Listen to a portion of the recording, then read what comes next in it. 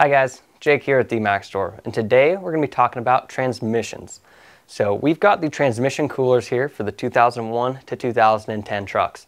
Now to start all this off, we really need to address one question: transmission fluid temperature. Now it's really important to service your transmission. Generally we recommend to do that every 30,000 miles, and that's just a drain and refill and the spin-on filter. That's all that Allison recommends to do unless you're actually doing an overhaul of the transmission. If you're dropping the pan, doing a new pan, then you need to do the internal filter. If you're dropping the pan and you're going to be doing an overhaul, really taking out the valve body, something else, then you also want to do the internal filter. Otherwise, Allison actually doesn't recommend it. And the only reason that I see to do that is if the seal is wearing out. So if you have a really old truck and it might just be time to replace that seal. So sometimes the filter can actually shake loose and then you get aeration coming in because that suction filter, the internal filter, is actually a suction filter, and that's where all the fluid gets sucked up into the transmission.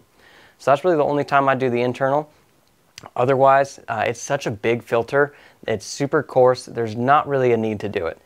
Now you want to keep your transmission temperatures in check. So usually a good rule of thumb is about 100 degrees over ambient is safe. Once you start getting above 230 or so, then you start having wear going on all the components. Your clutches are going to wear out, your fluid is going to wear down, and you can even melt sensors. We've had some customers come in, they saw up to 250 degrees in their speed sensors in their transmissions were completely melted. So totally useless, have to replace those obviously. So in order to avoid that, what do?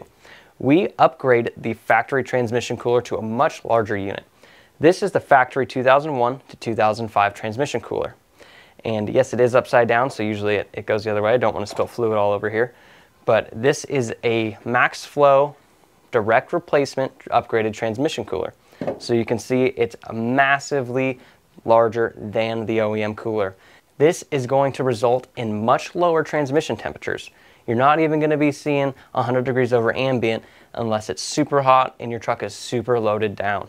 When I was towing, I was around 170 to 180 degrees, and it was over 95 degrees outside. So I'm super happy when I put this transmission cooler on. It made a world of a difference, and it really gave me one less thing to worry about when I'm on those long trips towing. So you can just see a much larger surface area.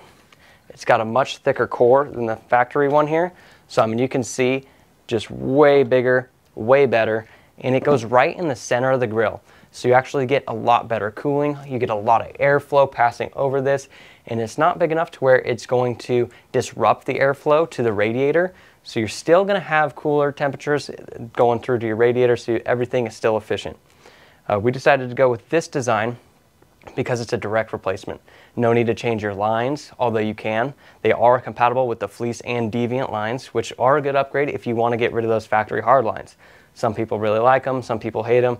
Really just personal preference there. The Fleece and Deviant lines are up to 5/8 inches, so you can get a little bit more fluid running through there and in a more efficient manner. So some people definitely like to go with those. It's a super nice upgrade as well if yours are leaking. We also have our MaxFlow repair line kit if you want to keep the hard lines and just fix those crimped fittings that often do fail.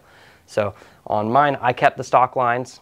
They weren't leaking, nothing wrong with them, no need to replace them.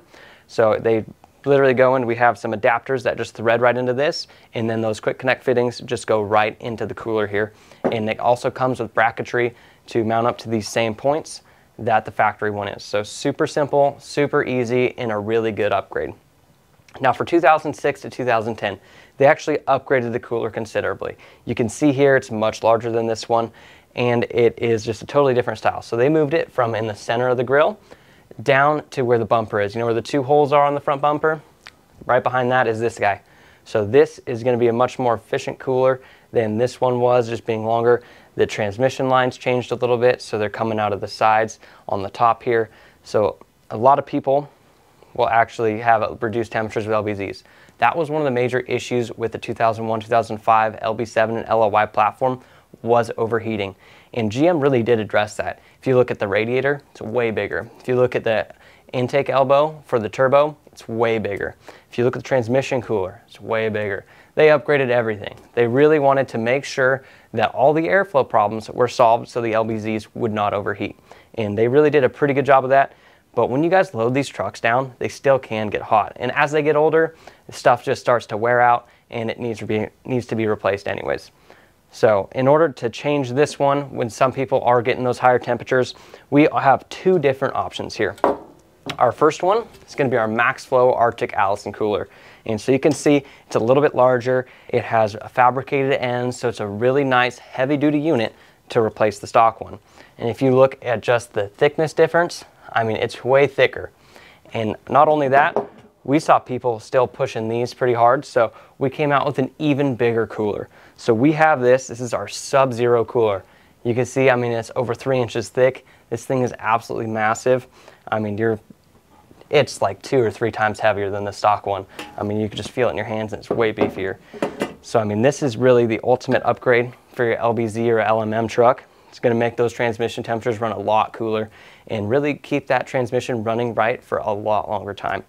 You don't want your fluid to break down and overheat and cause you issues when you're on your road trips. If you want to keep your transmission cool, check out the MaxFlow diesel transmission coolers from dmaxstore.com.